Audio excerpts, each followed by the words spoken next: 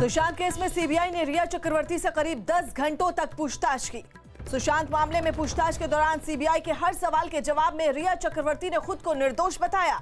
FATF के दबाव में पाकिस्तान ने आतंकी अब्दुल रहमान समेत हाफिज सईद के 3 साथियों को जेल भेजा।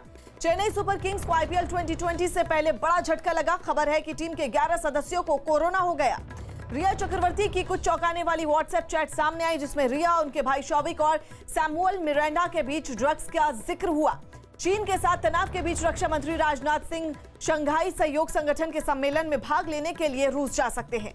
नीट और जेईई परीक्षा के खिलाफ 6 राज्यों में सुप्रीम कोर्ट पर पुनर्याचिका दाखिल की गई। दिल्ली और चेन्नई समेत देश भर में कांग्रेस ने नीट और जेईई परीक्षाओं के विरोध में प्रदर्शन किया। जम्मू कश्मीर के शोपियां में सुरक्षा बल ने 4 आतंकियों को ढेर कर दिया। जापान के पीएम शिंजो आबे ने अपनी खराब तबीयत की वजह से पद से इस्तीफा दे दिया। प्रधानमंत्री नरेंद्र मोदी ने जापान के पीएम रहे शिंजो आबे के जल्द ठीक होने की कामना की। सुप्रीम कोर्ट ने साफ कर दिया कि सभी राज्यों को कॉलेजों की फाइनल ईयर की परीक्षा करवानी होगी। सरकार ने घरेलू उड़ानों में सीलबंद खाना देने की मंजूरी दे दी। विमानों में मास्क न पहनने पर एयरलाइंस कंपनियां आरोपी यात्रियों को बैन कर सकती हैं। लोकसभा में कांग्रेस के नेता अधीर रंजन चौधरी ने स्पीकर ओम बिरला को खत लिखकर कोरोना के खतरे के बीच संसद में प्रश्नकाल और शून्यकाल जारी रखने की मांग की। राफाल लड़ाकू विमान को 10 सितंबर को वायुसेना में शामिल किया जाएगा। अगले महीने संसद सत्र शुरू होने से 72 घंटे पहले सांसदों और अधिकारियों की कोरोना जांच की जाएगी। मुंबई में एक्टर संजय दत्त के कैंसर का इलाज शुरू हो गया। खबर है कि फिलहाल वो अमेरिका नहीं जाएंगे। प्रधानमंत्री नरेंद्र मोदी वीडियो कॉन्फ्रेंसिंग के जरिए आज झांसी में कृषि विश्वविद्यालय के कॉलेज और प्रशासनिक भवन का उद्घाटन करेंगे। कांग्रेस में बदलाव की मांग पर विवाद बढ़ा। शशि थरूर को लोकसभा में पार्टी के मुख्य सचेतक कुडीकुनिल सुरेश ने गेस्ट आर्टिस्ट बताया। कांग्रेस पार्टी बिहार में 1 से 21 सितंबर के बीच 100 जगहों पर वीडियो कॉन्फ्रेंसिंग के जरिए बैठक करेगी। यूपी में पिछले 24 घंटों में कोरोना के 5447 नए केस सामने आए। महाराष्ट्र में पिछले 24 घंटे में 346 और पुलिसकर्मी कोरोना पॉजिटिव पाए गए, जिनमें 2 पुलिसकर्मियों की मौत हो गई। पंजाब के सीएम अमरिंदर सिंह ने कोरोना पॉजिटिव पाए गए विधायकों से मिलने के बाद 7 दिन के लिए खुद को क्वारंटीन कर लिया। जम्मू कश्मीर के पुलवामा में सुरक्षा बल ने मुठभेड़ में 3 आतंकियों को मार गिराया। गाजियाबाद के अंडरपास में पानी भरने के बाद एक बच्चे के डूबने से मौत हो गई। दिल्ली में कोरोना संकट की वजह से 2021 तक बिजली के दाम नहीं बढ़ाने का फैसला लिया गया। सुप्रीम कोर्ट ने बिहार विधानसभा चुनाव टालने से इनकार कर दिया। कोरोना संकट के बीच पंजाब विधानसभा का 1 दिन का सत्र हुआ। पंजाब विधानसभा सत्र में कुछ विधायकों को कोरोना के खतरे की वजह से शामिल नहीं होने दिया, जिस पर आम आदमी पार्टी ने जानबूझकर ऐसा करने का आरोप लगाया। दिल्ली के पास फरीदाबाद में केंद्रीय मंत्री रामदास आठवले ने सुशांत सिंह राजपूत के परिवार से मुलाकात की। पप्पू यादव बिहार विधानसभा चुनाव में 150 उम्मीदवार उतारेंगे। दिल्ली के पास नोएडा में प्रशासन ने कार मार्केट को अवैध बताते हुए गिरा दिया। मध्य प्रदेश उपचुनाव के बीच सरकार ने साफ किया कि लोगों को अभी बकाया बिजली बिल नहीं देना होगा। वैष्णो देवी में श्रद्धालुओं के लिए फिर हेलीकॉप्टर सेवा शुरू हो गई। झारखंड सरकार ने कोरोना के बढ़ते मामलों को देखते हुए लॉकडाउन की पाबंदियों को 30 सितंबर तक बढ़ाने का फैसला लिया। आईएस के आतंकी अबू यूसुफ की गिरफ्तारी के बाद यूपी के बलरामपुर में लापरवाही बरतने के आरोप में 5 पुलिस वालों को निलंबित कर दिया गया। रांची में लालू प्रसाद के बेटे तेज प्रताप के खिलाफ लॉकडाउन तोड़ने के आरोप में केस दर्ज किया गया। दिल्ली के पास यूपी के ग्रेटर नोएडा में सड़क हादसे में मोटरसाइकिल सवार 2 लड़कों की मौत हो गई। यूपी के आगरा में फर्जी मार्कशीट बनाने वाले गिरोह का पुलिस ने पर्दाफाश किया। यूपी के मेरठ में भारी बारिश की वजह से एक थाने में पानी भर गया। राजस्थान के उदयपुर में भारी बारिश की वजह से पहाड़ का एक बड़ा हिस्सा टूटकर हाईवे पर गिर गया। राजस्थान के टोंक में पुलिस की सख्ती से नाराज लोगों की पुलिस से झड़प हो गई। मध्य प्रदेश के सीएम शिवराज सिंह चौहान ने इंदौर में 400 बिस्तरों वाले एक अस्पताल का उद्घाटन किया। दिल्ली में जिम मालिकों ने उपराज्यपाल और सरकार से जिम खोलने की मांग की। असम में कोरोना से मरने वाले पत्रकारों, सुरक्षा कर्मियों और कॉन्ट्रैक्ट पर काम कर रहे कर्मचारियों के परिवारों को सरकार 50 लाख रुपए देगी। बिहार के किशनगंज में एआईएमआईएम नेता और कार्यकर्ताओं पर लॉकडाउन के नियम तोड़ने का आरोप लगा, जिसके बाद करीब 200 लोगों पर केस दर्ज किया गया। यूपी के बलिया में पत्रकार रतन सिंह की हत्या के मामले में पुलिस ने 4 आरोपियों को कुल 1 लाख रुपए का इनाम रखा। पाकिस्तान के मेंढर और बालाकोट सेक्टर ने गोलीबारी की, जिसका भारत ने करारा जवाब दिया। हरियाणा में अब शनिवार और रविवार को लॉकडाउन नहीं होगा। इसके बजाय सोमवार और मंगलवार को शहरी इलाकों में दुकानें बंद रहेंगी। मुंबई में बीएमसी ने सुशांत केस की जांच के लिए पहुंची सीबीआई की टीम को क्वारंटीन के नियमों में और छूट दी। अब वो 7 के बजाय 10 दिनों तक मुंबई में रह सकती है। कोरोना खतरे के बीच पटना में मॉल खोल दिए गए। उत्तराखंड के चमोली में पहाड़ का एक हिस्सा गिरने से बद्रीनाथ हाईवे बंद हो गया। उत्तराखंड के हल्द्वानी में कैंसर मरीजों से भरे एक अस्पताल के वार्ड में सांप घुसने से हड़कंप मच गया। जम्मू कश्मीर के उपराज्यपाल मनोज सिन्हा ने श्रीनगर में बाढ़ की तैयारियों का जायजा लिया। उत्तराखंड के रामनगर में उफनते नाले को पार करने के चक्कर में एक कार बह गई।